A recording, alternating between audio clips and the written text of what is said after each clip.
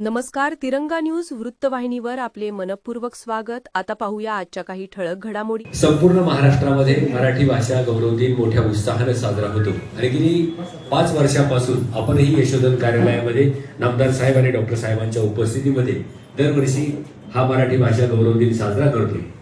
या निमित्तानं संगमनेरमधील सर्व साहित्यिक एकत्र येतात, कवी संमेलन होतं, सर्वांशी संवाद होतो. असा हा उपक्रम आहे. मराठी भाषेला बळकटी देण्याचं काम आपण सर्वजण सातत्याने करत असतो, पण या दिवशी त्याचा एक जागर जसा आहे तसा विवा शिरवाडकर यांच्या जयंती निमित्तानं आपण ते करत असतो. प्रथमतः यशोधन कार्यालयाच्या वतीनं आपल्या सगळ्यांच्या वतीनं आदरणीय साहेबांच्या वतीनं कुसुमबाई ब्रिज यांना विनम्र अभिवादन आपण करूया. आदरणीय डॉक्टर साहेब, आदरणीय ताई आणि आपल्या सगळ्यांचं मी यशोधन कार्यालयाच्या वतीनं अमृत उद्योग समूहाच्या वतीनं मनपूर्वक स्वागत करतो. आणि प्रास्ताविक सोमनी साहेब यांना विनंती आहे की आपण प्रास्ताविक करावं.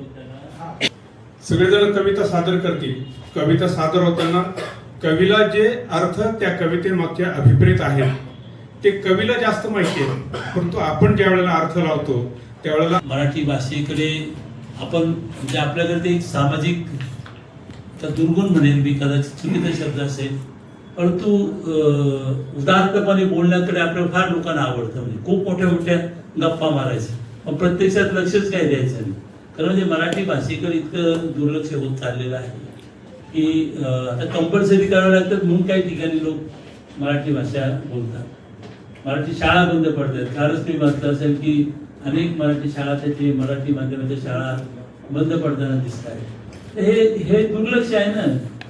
मग ती मराठी भाषा विद्यार्थी दर्जा मिळणं वगैरे या गोष्टीसाठी आपण जितके आग्रही असतो तसेच त्या मराठी भाषेच्या त्या ठिकाणी समृद्धीसाठी खूप प्रयत्न होणं गरजेचं आहे.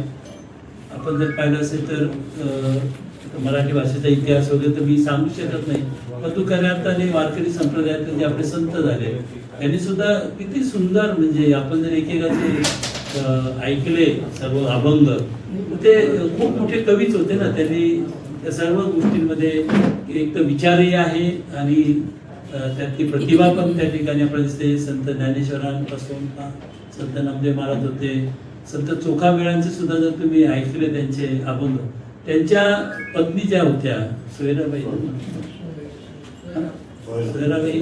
त्यांनी सुद्धा अतिशय सुद्धा अवघा रंग एक झाला. ते किती त्या प्रतिभावान अशा प्रकारचं त्यांनी मराठी भाषेला त्या ठिकाणी योगदान दिलेलं आहे. आणि फार शिकलेली नव्हते ना पुढे, कारण त्यांना पुढे शिकण्याची संधी नव्हती, परवानगी नव्हती. तेव्हा अशा काळात त्यांनी मराठी भाषेची जी सेवा केली आहे ती सुद्धा आपण कधी दुर्लक्ष ती आपल्या डोळ्यात ठेवू शकत नाही. आता पुढच्या काळामध्ये आपल्याला खरं म्हणजे मराठी भाषा कशी समृद्ध होईल. आता आम्ही एक उपक्रम करणार आहे, म्हणजे सहज आमच्या मनात आलेला आहे. जे परदेशात राहतात, आमच्या एका मित्राने तो केला, आम्ही खरं सुरू केला होता. जे मुलं आपले राहतात लोक, त्यांना त्यांच्या मुलांना मराठी भाषा शिकवण्यासाठी किंवा त्यांना बोलण्याची संधी, आता ऑनलाईनमुळे सगळं शक्य आहे, त्यांना ऑनलाईन मराठी भाषा शिकवणं, वाचायला देणं, तर तशा पद्धतीने आपण करूया तो की जे परदेशात मुलं राहतात किंवा बाहेर प्रांतातही राहत असेल तर काय कुणी जगात आपल्याला एकमेकांशी जोडणं हे काही अवघड गोष्ट नाही. आणि त्याच्या माध्यमातून एक वाचन चळवळ त्यांची आहेच, आपण तिला एक असं किंवा त्यांनी वाचावं आणि मग स्वतःचं म्हणणं लिहावं किंवा व्हिडिओ पाठवू शकतात. खूप गोष्टी आता इतक्या सोप्या झालेल्या आहेत की त्याच्या माध्यमातून आपल्याला आपल्या पातळीवर मराठी भाषा कशी समृद्ध करता येईल. तर त्या भाषेचा जो अभिमान आहे तो पोकळ अभिमान न राहता तो एक सार्थ अभिमान व्हावा, यासाठी खऱ्या अर्थाने आपण सर्वांनी, शासनाने सुद्धा प्रयत्न केले पाहिजेत. आपण या निमित्ताने एवढंच सांगूया की मराठी भाषेच्या उन्नतीसाठी मराठी शाळा सुद्धा खूप महत्त्वाच्या आहेत आणि त्या दृष्टिकोनातून सुद्धा प्रयत्न होणं गरजेचं की मराठी शाळा टिकल्या पाहिजे, हे सुद्धा खूप महत्त्वाचं असं मला वाटतं. मी आपल्या सर्वांचं इथे मी तर मागे मित्रांना म्हणलं होतं की तुम्हाला काय ॲक्टिव्हिटी, आपली संस्था आहेत आपल्या, तुम्हाला ज्या ॲक्टिव्हिटीज घ्यायच्या त्या घ्या. तिथे मराठी खास डिपार्टमेंटही असतं, तुम्हाला सगळ्या गोष्टी तिथे उपलब्ध होतील. तुम्ही त्या मुलांनाही तिथे आवड लागेल ना, त्यांनाही लिहायला समजा, काही लिखाणाची तुम्ही हे घ्या, वाचनाची कार्यशाळा घ्या, वाचावं कसं त्याच्या कार्यशाळा घ्या. तर त्यांना म्हणजे आमचे आलेले मंत्री आलेली आहे, मी तिथे प्राचार्याने सांगितलेलं आहे तुम्हाला तिथे सर्व प्रकारच्या सुविधा आम्ही उपलब्ध करून देऊ. त्या आपली एक कॉलेज आणि आपण आमचं पूर्ण सहकार्य राहील की आपल्याला मराठीच्या विषयी किंवा साहित्याच्या विषयी तरी आपण कवितेचंही चांगलं एक संमेलन घेतलं होतं ते आपण निश्चितपणाने करून आमचं पूर्ण 100% सहकार्य. साहेबही खूप चांगलं वाचक आहेत, म्हणजे आम्ही तरी साहेबांचं सुद्धा खूप चांगलं वाचन असतं, त्यांचे सुद्धा निश्चितच आपल्याला मार्गदर्शन राहील आणि आपणच आपला संगमनेरचा एक पॅटर्न तयार करू की जो सगळीकडे आपल्याला म्हणजे पुढे त्याच्यामध्ये राज्यातही त्याचं कौतुक होईल आणि त्याच्यापासूनही काही लोक त्याचा अनुसरण करतात. एक आपण सगळेजण मिळून संगमनेरचं एक मराठी भाषेविषयीचं एक त्याच्या उन्नतीच्या विषयीचे काही कृती कार्यक्रम करू असं मला वाटतं. आणि एवढे मी बोलतो. पुन्हा एकदा आपल्या सर्वांच्या मनापासून स्वागत करतो आणि आपल्या सर्वांना मराठी गौरव दिनाच्या निमित्ताने या ठिकाणी खूप खूप शुभेच्छा देतो.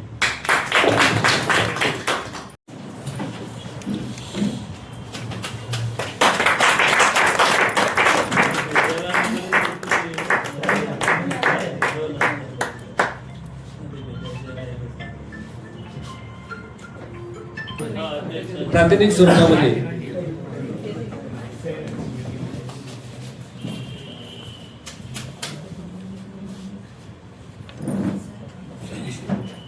ताईंना विनंती आहे की खरंच सरांचं सत्य मौन तेव्हा पाळणारी मानसे मी पाहिली, माणसाना टाळणारी मानसे मी पाहिली, मानसे.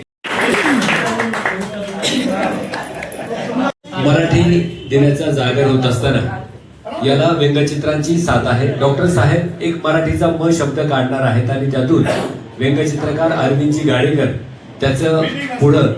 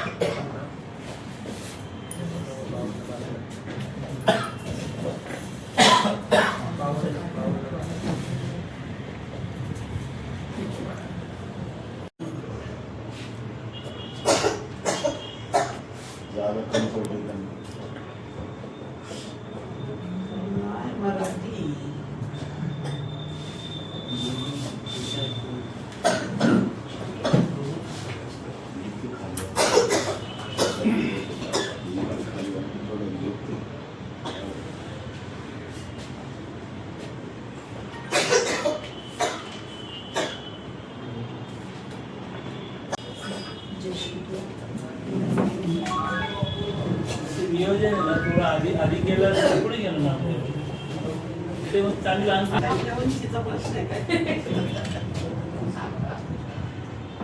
सेवानिवृत्तीचं पेन्शन जेव्हा माझ्या हाती आलं तेव्हा मला कळलं आता माझं वय झालं, तेव्हा मला कळलं आता माझं वय झालं. छोट्या छोट्या नातवंडांनी घोडागाडी केली, छोट्या छोट्या नातवंडांनी घोडागाडी केली, किलबिल त्यांची प्रेमाने आजोबा म्हणू लागले. हो दे बाबा म्हटलं देवाला, हो दे बाबा म्हटलं देवाला, तुझंच सांग भलं. तेव्हा मला कळलं आता आपलं वय झालं, तेव्हा मला कळलं आता आपलं वय झालं. लग्न करून घरात आणली तेव्हा होती चांगली, लग्न करून घरात आणली तेव्हा होती चांगली. बायको म्हणून लाल केली तर प्रेमही करायची भती. ती म्हणती म्हातारा चळलं, ती म्हणती म्हातारा चळलं, निरखून पांढरं पाहिलं. तेव्हा मला कळलं आता आपलं वय झालं, तेव्हा मला कळलं आता आपलं वय झालं. आयुष्यभर या संसारासाठी काया झिजवली, आयुष्यभर या संसारासाठी काया झिजवली. घाम गाळून मन मारून पोरं मोठी केली. ते म्हणतात आमच्यासाठी तुम्ही काय केलं. तेव्हा मला कळलं आता आपलं वय झालं, तेव्हा मला कळलं आता आपलं वय झालं. उलटून गेली साठी तशी हातात काठी आली, उलटून गेली साठी तशी हातात काठी आली, सुरत कवली तोंडात बसली, नजर कमी झाली. गणमंगलीची चाल आणि सुरकुतले गोरे गाल, तेव्हा मला कळलं आता आपलं वय झालं, तेव्हा मला कळलं आता आपलं वय झालं. मायेच्या एका शब्दासाठी तन्मन आसुसलेली, मायेच्या एका शब्दासाठी तन्मन आसुसलेली, फुलालाच्या काय मोल पाकळी गळू लागलेली, फुलालाच्या काय मोल पाकळी गळू लागलेली. लोक म्हणतात याचं आता गंगेत घोडं झालं, तेव्हा मला कळलं आता आपलं वय झालं, तेव्हा मला कळलं आता आपलं वय झालं. मुलांना शाळेत नेण्यापासून घरची कामं केली, मुलांना शाळेत नेण्यापासून घरची कामं केली, सुनेलाही भाजीची पिशवी रोज आणून दिली.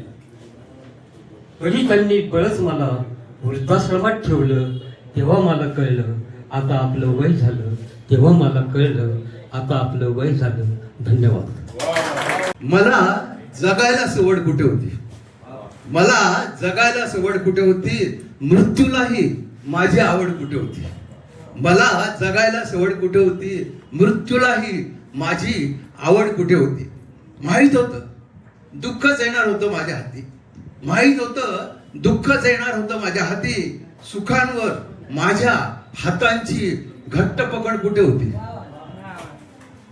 सर्वांना चांगले चांगले म्हणत गेलो, सर्वांना चांगले चांगले म्हणत गेलो, वाईटाची माझ्याशी निवड कुठे होती.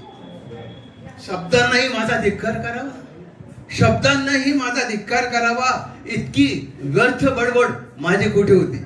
मला जगायला सवड कुठे होती आणि मृत्यूलाही माझी आवड कुठे होती. मीच तोडून टाकले पाय माझ्या अगोदर, मीच तोडून टाकले पाय माझ्या अगोदर, वाट ध्येयाची नाहीतर आवड कुठे होती. मीच तोडून टाकले माझे पाय अगोदर, वाट ध्येयाची नाहीतर अवघड कुठे होती. मलाच उचलून घेता आला नाही श्वास, मलाच उचलून घेता आला नाही श्वास, हवा नाहीतर जड कुठे होती. पिला पिलात जन्मते मराठी, आमुच्या लहान गात रेंगते मराठी, आमुच्या मुला मुलईत खेळते मराठी, आमुच्या घरा. आजच्या नाही तो पण बोलत सुटतो की मराठी ज्ञान भाषा व्हावी. आता ज्ञान भाषा म्हणजे काय हे माहिती नसतं. मुळात भाषा म्हणजे काय, भाषेचं कार्य काय आहे इथपासून सुरुवात आहे. आता भाषा ही पहिली गोष्ट काय करते तर 4 गोष्टींचा आदान प्रदान करत असते. भाषा आपली गरज, आपले विचार, आपल्या भावना आणि आपल्या कल्पना ह्या इतरांपर्यंत पोहोचवते. आणि टाळ्यांचा कडकडाट मिळवण्यासाठी भाषण देणं सोपं असतं की मराठी ज्ञान भाषा व्हावी. पण ज्ञान भाषा होण्यासाठी काय करावं लागतं हे आपल्याला माहिती नाही. महाराष्ट्र राज्य स्वतंत्र राज्य झाल्यापासून एक महाराष्ट्र साहित्य संस्कृती मंडळ स्थापन करण्यात आले. त्यांनी विज्ञान पर्याय कोश, पर्यायी शब्दकोश, आमका प्रशासनातली मराठी असे अनेक कोश आतापर्यंत काढलेले आहेत. आणि मराठीला ज्ञान भाषा करावी याच्यासाठी 50 वर्ष झाले काही जण पोचले जाऊन राहिले, ज्याच्याने काही फरक पडलेला नाही. कारण का तर पहिली त्याला कळीपट्टिका नाव दिलं असतं तर संपूर्ण जगाने कळीपट्टिका हे नाव स्वीकारलं असतं. त्यामुळं तंत्रज्ञान ज्यांचं आहे, म्हणजे आता आपल्याकडं काही खूप अभिमानी आलेले आहेत, हॅलो म्हणायचं नाही का बरं तर ते हॅलो त्यांचं आहे, अरे पण फोनच त्यांचा आहे. म्हणजे हा दुराभिमान होतो, हा चुकीचा अभिमान होतो. आपल्याला मराठी जर या काळामध्ये जागवायची असेल तर पहिली गोष्ट हा भ्रम डोक्यातून काढून टाका की जगात जागतिक याच्यात मराठीचं खूप काही होईल. आता प्रसंग असा आहे की आपली जो मराठीचा गाभा आहे, मूळ मराठी आहे, हे टिकवणं फार गरजेचं आहे. आणि त्यासाठी आपण प्रयत्नशील राहणं गरजेचं आहे. ती आली, चमकली आणि गेली. वीज येते, चमकत्याने धरतीत जाते. वीज धरतीत का जाते या प्रसंगाचं वर्णन विवा शिरवाडकरांनी, कुसुमाग्रज नाही म्हणत मी, विवा शिरवाडकरांनी कुसुमाग्रज म्हणून या नाटकात कसं डोकावलेलं आहे पहा. घर माझे घन घटात माये, घर माझे घन घटात माये, मन भुलले पण मातीला, एकदाच मज कुशीत गे वीज म्हणाली धरतीला. एकदाच मज कुशीत गे वीज म्हणाली धरतीला. अशा पद्धतीने वीज गायब झाली, चमकली, दिपवल्याने निघून गेली. हे प्रसंग विवा शिरवाडकरांनी म्हणजेच कुसुमाग्रजांनी अशा नाट्य स्वरूपात आणलं. आता मी माझी कविता अशा कविश्रेष्ठ कुसुमाग्रजांना माझं वंदना, भाव, अभिवादन मी या ठिकाणी भरून घे. तू आज जगून घे, तू आज जगून घे. मिळालेल्या प्रत्येक संधीचं सोनं करून घे. आनंद देणाऱ्या गोष्टींना स्वतःमध्ये सामावून घे. तुझ्या अस्तित्वाचा पैलू सतत नाविन्याने उलगडू दे. तू आज जगून घे, तू आज जगून घे. मनात असलेलं अबोल प्रेम उत्साहाने ओठी येऊ दे. जगण्याचा ज्यांच्या केंद्रबिंदू आहेस त्यांचा सन्मान करून घे. नशिबाने मिळालेल्या या प्रियजनांना देहाच्या गाभाऱ्यात आदरपूर्वक साठवून घे. तू आज जगून घे, तू आज जगून घे. उद्याच्या आशेवर आत्ताचं मन मारणं सोडून दे. तू आज जगून घे. उद्याच्या आशेवर आत्ताचं मन मारणं सोडून दे. पुला मरणही आपुले, जन्मही आपुला, मरणही आपुले.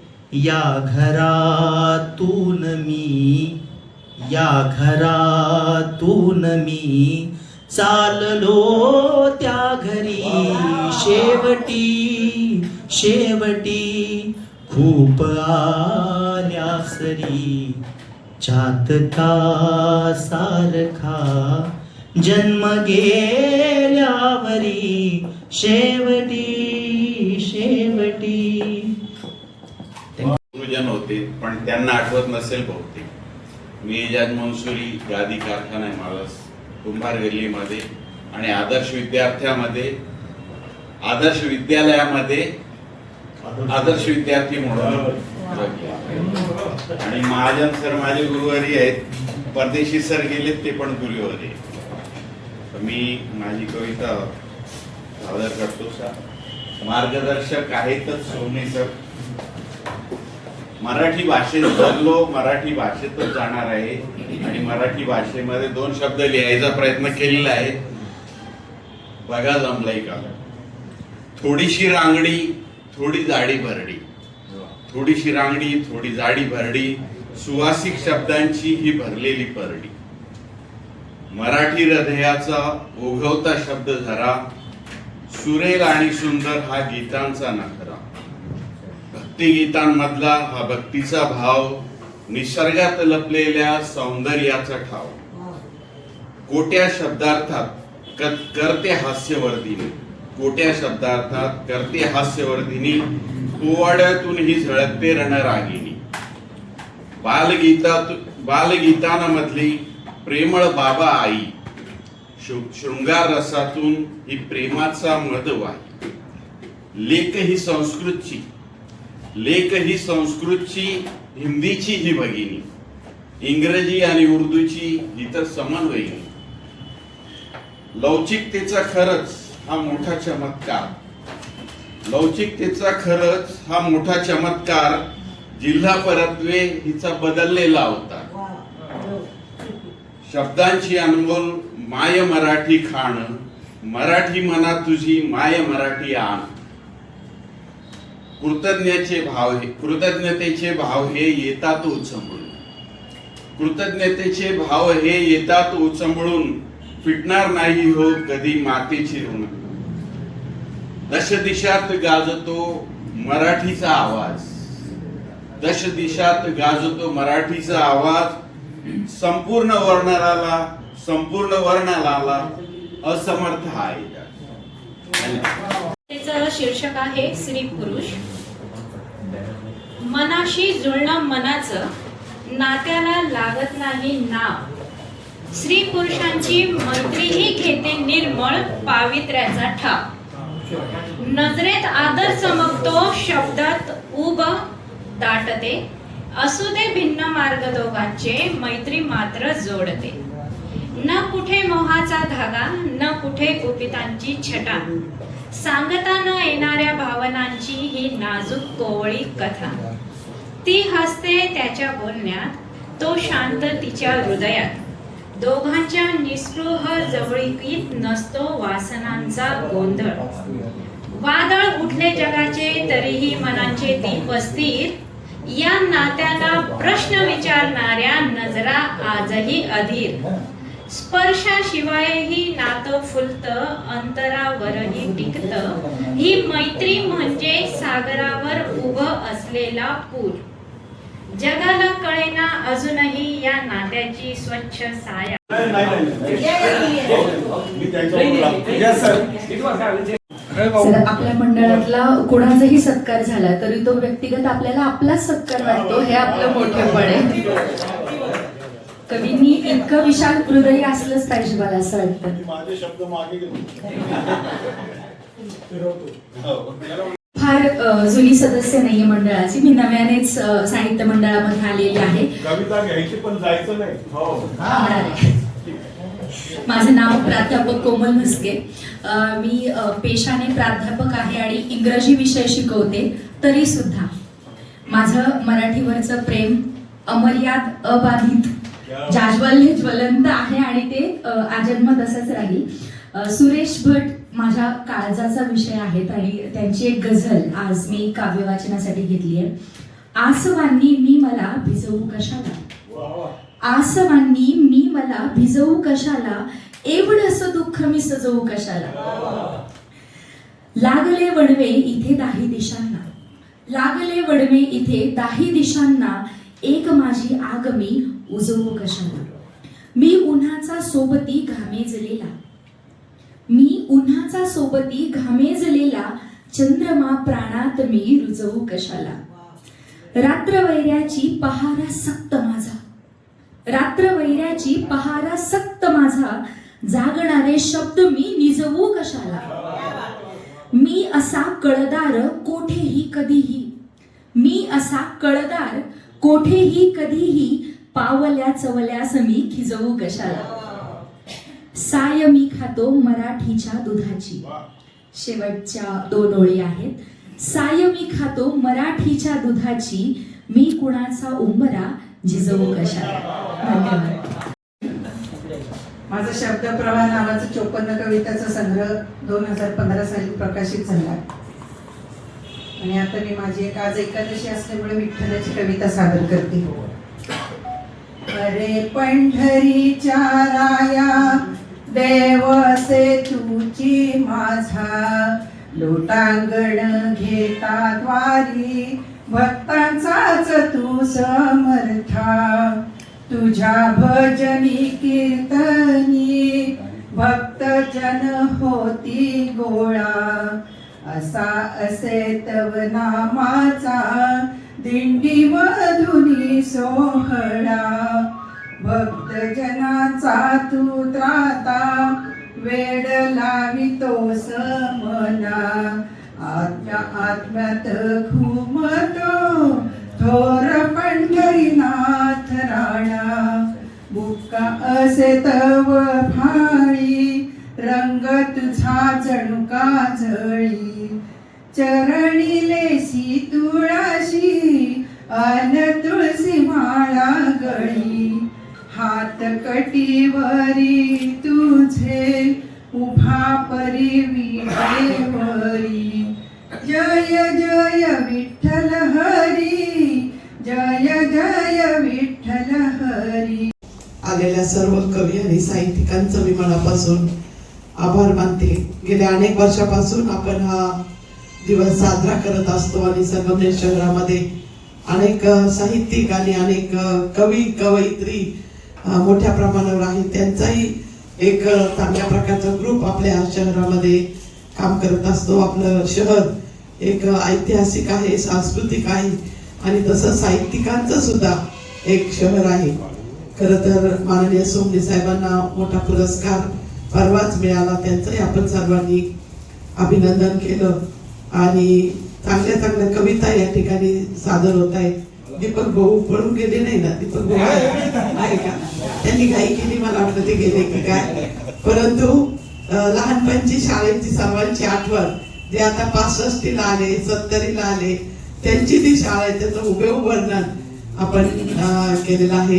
प्राध्यापक बाबा खरातांची कविता तर एकदम अप्रतिम अशी कविता या ठिकाणी होती. उद्मले सर तर विवाह शिरवाडकरांच्या कुसुमाग्रजांच्याच शाळेमध्ये स्वतः उद्मले सरांनी शिक्षण घेतलेलं आहे. आणि अशी सगळी साहित्यिक माणसं आपल्याकडे आहेत. आणि आपल्या अरविंद भाऊंनी तर डॉक्टरांना म काढायला सांगितलं, डॉक्टरांनी मराठी लिहिलं आणि त्याला इतकं सुंदर माय मराठी इतकं सुंदर केलं की तिच्या मांडीवर एक बेबी पण दाखवलं, मलाच सगळं केलं. एक असे कलाकार आपल्याकडे इतके चांगले चांगले कलाकार आपल्याकडं आहेत. आता राऊत सर आहेत, त्यांचं तर ऐकतच राहावं असं असतं. कधी कधी हबप होतात ते, आणि आता ते प्राध्यापक झालेले आहेत. आपल्याकडं आपल्या कॉलेजमध्ये सुद्धा आपण संगीत कॉलेज चालू केलेलं आहे. तर ज्यांना ऍडमिशन घ्यायची असेल तर तिथं आपण ऍडमिशन घेऊ शकतो, कारण ऍडमिशनला काय वयाची अट नाही. आणि अशी जी खूप म्हणजे काही कविता आणि गाणी अशी असतात की अगदी ते आपल्या हृदयस्पर्शी, आपल्यासाठी हृदयस्पर्शी अशी ती असतात. असा हा मराठी भाषिकांचा दिन आपण साजरा करतो, कारण आपली ती मायबोली आहे, आपल्या मायभूमीची, आपल्या मातृभूमीची ती भाषा आहे. आपण जगात कुठेही गेलो आणि जरी मराठीचा एक शब्द कानावर पडला तर आपण कावरे बावरे होतो. ती इंग्रजी विसरून जातो, सगळंच विसरून जातो आणि त्या व्यक्तीच्या दिशेने आपली पावलं वळतात. इतका आपल्याला मराठीचा अभिमान आहे. आणि बहुतेक जण मराठी शाळेमध्ये, मी पण झेडपी मध्येच शिकलेली आहे, त्यामुळं झेडपीत कोण कोण शिकला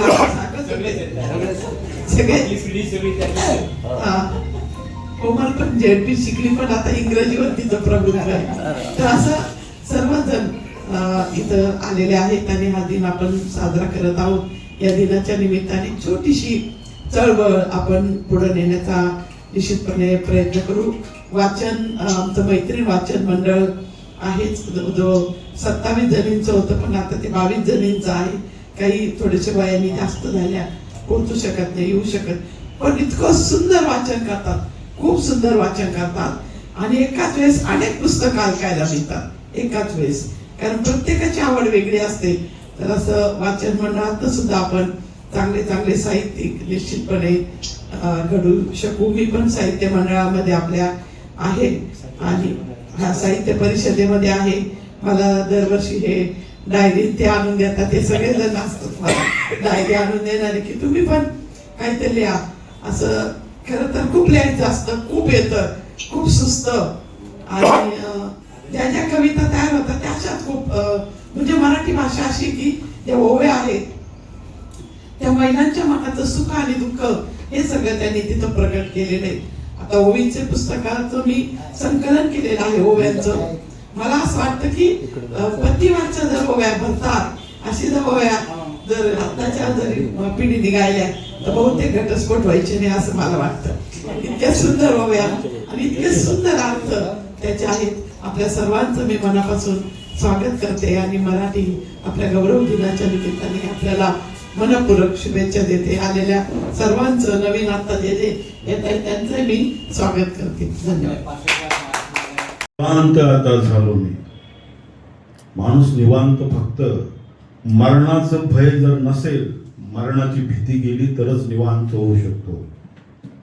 घाव वार झेलत सारे, जिवंत आता झालो मी. तोपर्यंत मी मेलेलाच होतो, जिवंत होतो तरी मेलेलाच होतो. पण खरा जिवंत कधी झालो? घाव वार झेलत सारे, जिवंत आता झालो मी. मरणा सरणावर जाळून मरणा, सरणावर जाळून मरणा, निवांत आता झालो मी, निवांत आता झालो मी. मरण जर सरणावर आपण जाळलं तरच माणूस निवांत होऊ शकतो असं मला वाटतं. घाव वार झेलत सारे जिवंत आता झालो मी, सरणावर जाळून मरण निवांत आता झालो मी, निवांत आता झालो मी. भीतीनं मजला रात्रीची ना तमा अंधाराची, भीतीनं मजला रात्रीची ना तमा अंधाराची. घेऊन मशाल हाती, घेऊन मशाल हाती, हा आता निघालो मी, सरणावर जाळून मरणा निवांत आता झालो मी, निवांत आता झालो मी. भय कारणे भजने पूजने, खरंय ना? भय कारणे भजने पूजने, भय कारण फुकाच मरणे. भय कारण भजने पूजने, भय कारण फुकाच मरणे. भय जुगारून देतात, भय जुगारून देतात, मुक्तानंदी न्हालो मी, सरणावर जाळून मरणा निवांत आता झालो. आलवार कधी तलवार कधी, पैठणी सुबक नो वार कधी. गदी कस्तुरीचा दरवळ दैवी, ती सप्त सुरांवर स्वार कधी. डबलात फडकते रायगडी, नाचते कधी भीमेकाठी. ही माझी माय मराठी, ही माझी माय मराठी.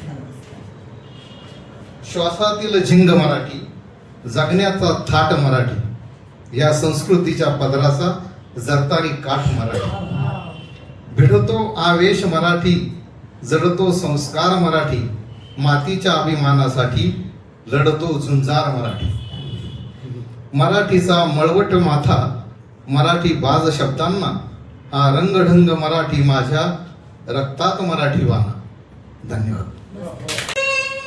तुझी कृपा कामधेनु, तुझी कृपा कामधेनु, अशी एक गाय दे. कष्ट आणि चारा दे, सोसायाला जोर दे. कष्ट आणि चारा दे, सोसायाला जोर दे. खांद्यावर देवा तुझ्या, खांद्यावर देवा तुझ्या, पालखीचा भार दे. ध्रुवा परिस्थान दे, कर्णा परिधान दे. ध्रुवा परिस्थान बोलतो मराठी, लाभले आम्हास भाग्य. बोलतो मराठी, जाहलो खरेच धन्य. आपण मराठी भाषा दिनाचा कार्यक्रम घेतला होता आणि तो आपल्याला घ्यायचा आणि एकदम शॉर्ट नोटीसवर कार्यक्रमाचं नियोजन ठरलं आणि आपल्या सर्वांना कांबळे सरांनी, सुमे साहेबांनी निमंत्रण दिलं आणि आपण सगळेजण आलो. खरं तर मागच्या वर्षी साहेब आणि ताई होते. साहेबांना काही मीटिंग्स असल्यामुळे साहेब मुंबईला आहेत, त्यामुळे ताई पण मुंबईला आहेत, येऊ शकले नाही. आणि मलाही थोडंसं मीटिंग असल्यामुळे सगळ्यांच्या कविता नाही ऐकलेल्या, पण जे काही ऐकले ते खरंच अप्रतिम होते. माझं तर असा एक आम्ही आता खाली बसलो असं चर्चा चालली होती की आपण मराठी विषय आपल्याला अभिमान आहेच, 100% आहेच. आता तुम्हाला माझं उदाहरण सांगतो की मी माझं शिक्षण सगळं इंग्लिश मिडियमचं झालं, पण आता जे काही कामकाज मी करतो ते सगळं मराठीत करतो. त्याची मला अडचण काही आली नाही कधीच, कारण आपण ज्या बॅकग्राऊंडमधनं आलो त्या याच्यातनं आलो, म्हणजे ती अडचण कधीच आली नाही. आपण बऱ्याच वेळेस असा विचार करतो की मराठीचा प्रसार झाला पाहिजे, मराठी आत्मसात केली पाहिजे, मराठीचं कोणीतरी ब्रँड अँबॅसेडर झाला पाहिजे. पण मग हे आपण का नाही, आपल्यापासून का नाही? आपण काय विचार करतो की गव्हर्नमेंटने कुठेतरी इनिशिएटिव्ह घेतला पाहिजे किंवा कोणीतरी याला पुढे आला पाहिजे, त्याने प्रसारक झाला पाहिजे, त्यांनी केलं पाहिजे. मी माझं उदाहरण सांगतो की मला 2 मुली आहेत. माझ्या मोठ्या मुलीच्या वेळेस मला ते करता नाही आलं, पण लहान मुलीच्या वेळेस मी बायकोशी अक्षरशः भांडलो होतो. इंग्लिश मिडियमला तिला ॲडमिशन घेतलं होतं, मी 2 वर्ष ती इंग्लिश मिडियमला शिकली आणि मी हट्ट धरला की नाही मला हिला मराठी मिडियमला शिकवायचं. आणि मी माझ्या मुलीला इंग्लिश मिडियममधनं राऊत सर असतील स्ट्रॉबेरीला होती ना, तिथून काढलं आणि शारदा शाळेमध्ये टाकलं. तर मला तुम्हाला सांगायला अभिमान वाटतो की तिच्यामध्ये जे काही बदल झाले आणि तिच्यामध्ये जे काही कॉन्फिडन्स डेव्हलप झाला आणि तिची काही कनेक्ट आहे, तिची काही नाळ जोडली गेली, ही मला तरी वाटतं की ती मराठीमुळेच जोडली. आता माझी मोठी मुली इंग्लिश मिडियममध्ये शिकली, पण तिच्या आणि बिहेवियरमध्ये ना जमीन आसमानाचा फरक आहे. ही कुठेही मोल्ड होती, कुठेही अडॅप्ट करते, कुठल्याही गोष्टी करते आणि तेवढ्याच इंटरेस्टने करते. म्हणजे मला तर असं वाटतं की आपण सगळ्यांनी इनिशिएटिव्ह आपल्या घरापासून केला पाहिजे की आपण मराठी जर आपल्याला टिकवायची असेल, आपल्याला पुढे न्यायची असेल तर आपण आपल्या स्वतःच्या घरापासून केलं पाहिजे. पण मला ते कधी कधी त्या गोष्टीचा आनंद वाटतो की आपला घेतलेला तो निर्णय मुलींनी योग्य ठरवला. निर्णय तरी मी घेतला पण तिने योग्य ठरवला की मराठी मीडियममध्ये शिकलेच. अशाच नवनवीन घडामोडी पाहण्यासाठी आजच आपल्या तिरंगा न्यूज यूट्यूब चॅनलला लाईक करा, सबस्क्राईब करा, तसेच अनेकांना ग्रुपमध्ये फॉरवर्ड करा. संपर्क राजेश जेधे 98 50 42 51 15.